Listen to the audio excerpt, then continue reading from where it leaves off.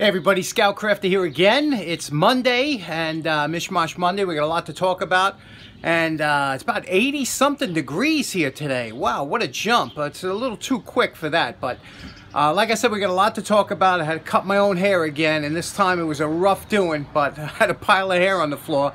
How to do it. I just can't take it. Let's go downstairs, see what we got to talk about. Okay, first off, let's start off by in regards to Friday's video. I'm sorry about that one spot where I usually say, and you know my favorite part, it was getting late. I was working on that thing till 4 a.m. I didn't get that video, and I was beat, so I missed it. I was in my editing, bad editing.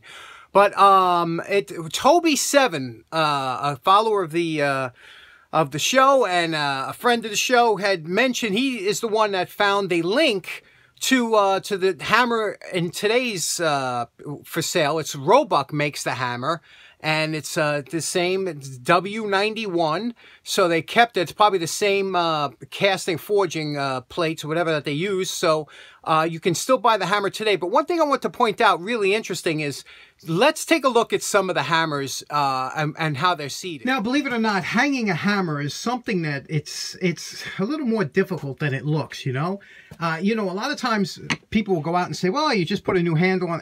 Putting a handle, it took me a long time before I felt comfortable or proficient, that semi-proficient at doing it, that I feel my head's never come loose, so I'm happy about that.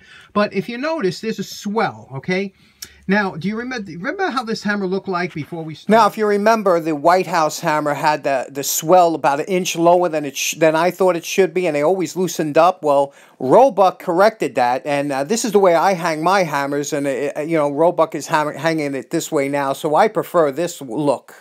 It had like this, the swell I thought was a little bit low, and it kind of looked funny, and that's why a lot of them loosened up, I think. But the swell is made that this hammer seats down on it and can't go down any further. So that swell should be just underneath the head of the hammer. Having the swell down here 1 inch below, it looks awkward to me. It always has, Now, some hammers, here's an old Sears, you could see the swell should come up and kind of go into the head of the hammer, and it looks good. It has a nice look to it. Now, you look at other hammers like this Thor here. Now, this swell looks a little bit low. You see what I mean? Like, the head should be a little bit further down, or there should be, sanded down. When you get the swell that looks too low, I mean, why not put it down here? It's a funny thing how hammers, you can tell a hammer that was seated one way, professionally, and one that was done like an amateur. And I'll give you some examples. Here are some examples of some hammer heads that were really, I mean, bad.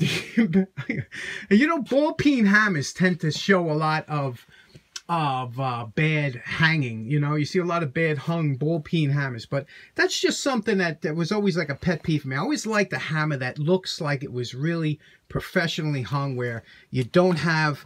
Here's one we did. See the swell? It's a little bit. It's a pleasing taper. It's not like this bump that's 1 inch below.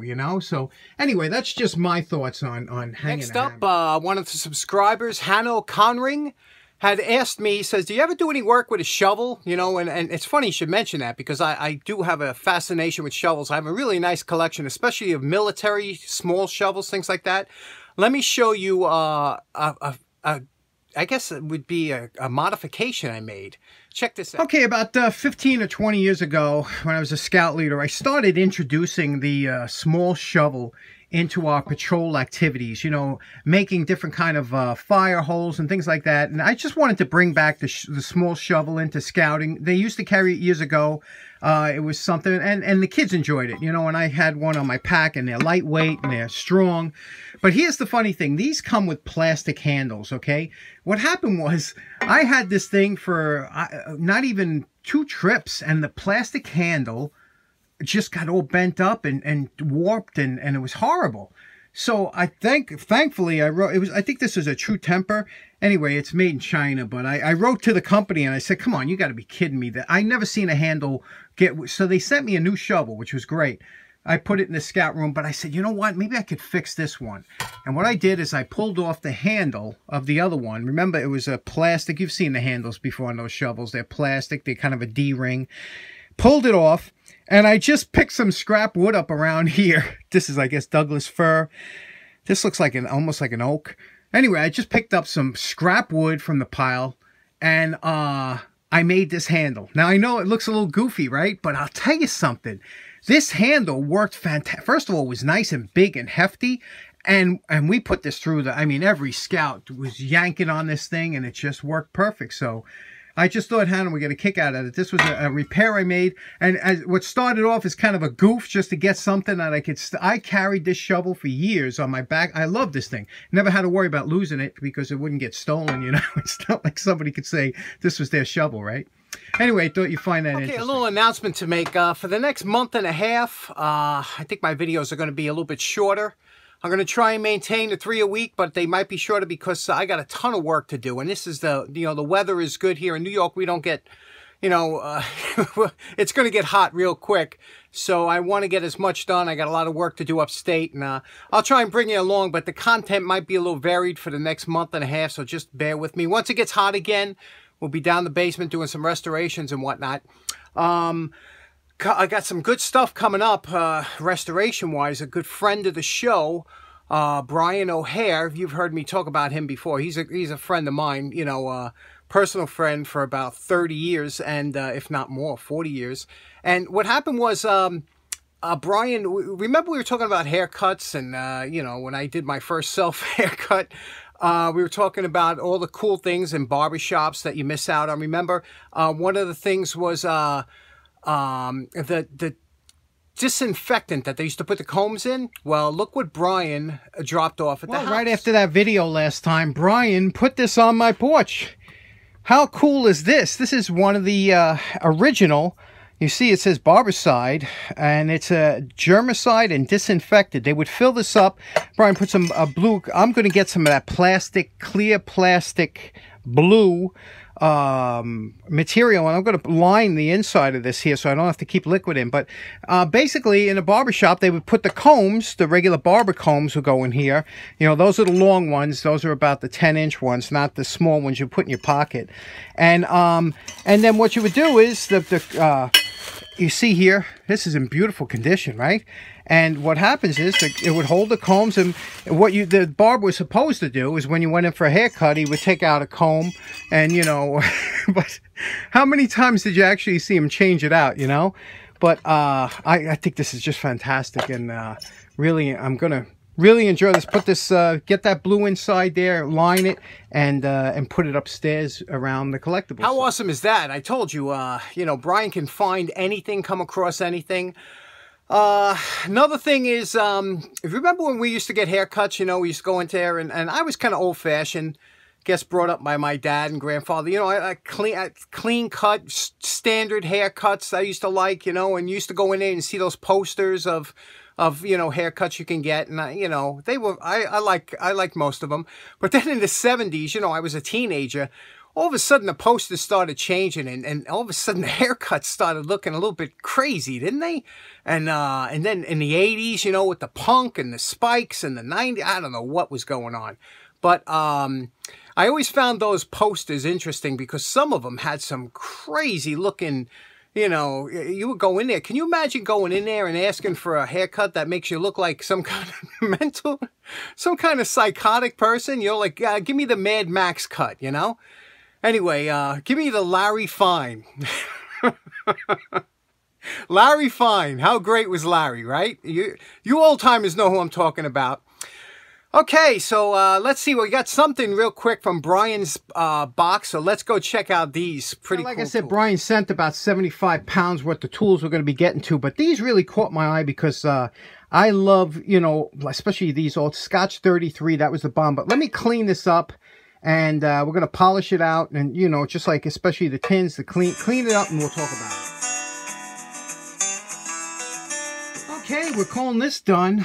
We just polished it out and everything. Got this really, look at that. It's beautiful now. And this thing is in really good shape.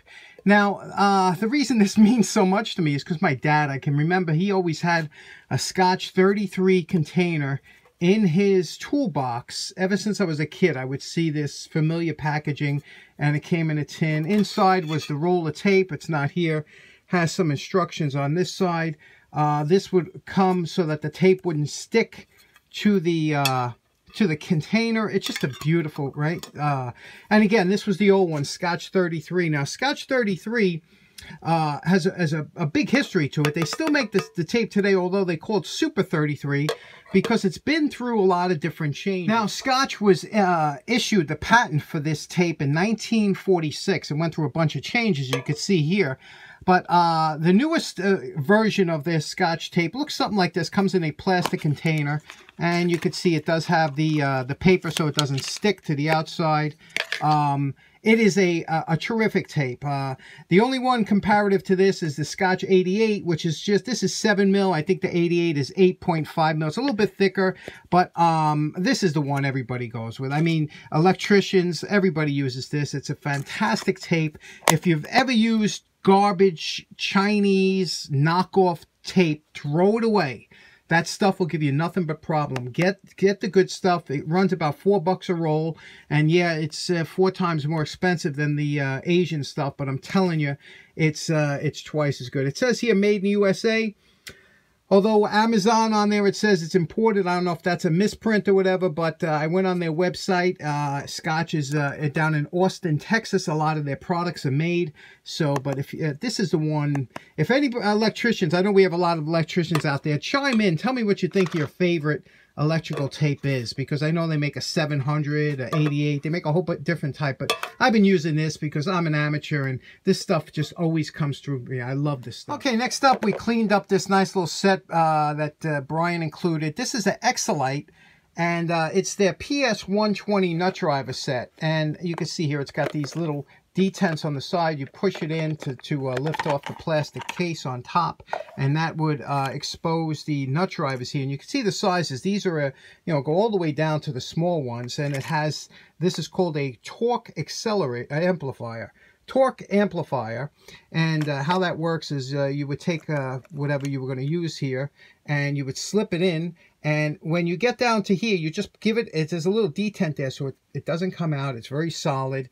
And it's just a nice little set. I remember my dad had a set similar to this. And now, Exolite is known to have that smell. I know you guys are thinking right away. A lot of their components, their plastic components, had that off-gassing smell. And it never bothered me, but some guys, it makes them sick. Let me show you the great colors that this has. Now, look at the beautiful array of colors that are included in this set. And I love that. I love acetates and plastics and stuff.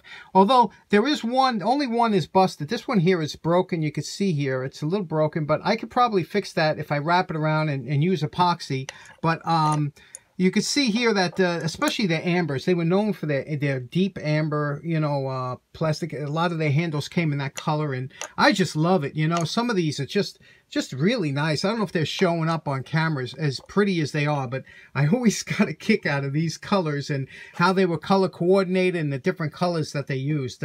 Exolite was big into manufacturing of nut drivers, and especially tools for electricians and television mechanics and repairmen and things like that. Isn't it funny how certain things that you saw growing up that maybe your father, your grandfather, somebody you knew used to have, and it triggers that memory, like that Scotch tape container. That thing, I'll tell you, whenever I look at that, I just get these warm memories of looking through my dad's toolbox from years ago. And it's, anyway, special thanks to Brian O'Hare for dropping all that stuff over. Thanks very much for tuning in. I hope you have a nice day. Take care now. Bye-bye.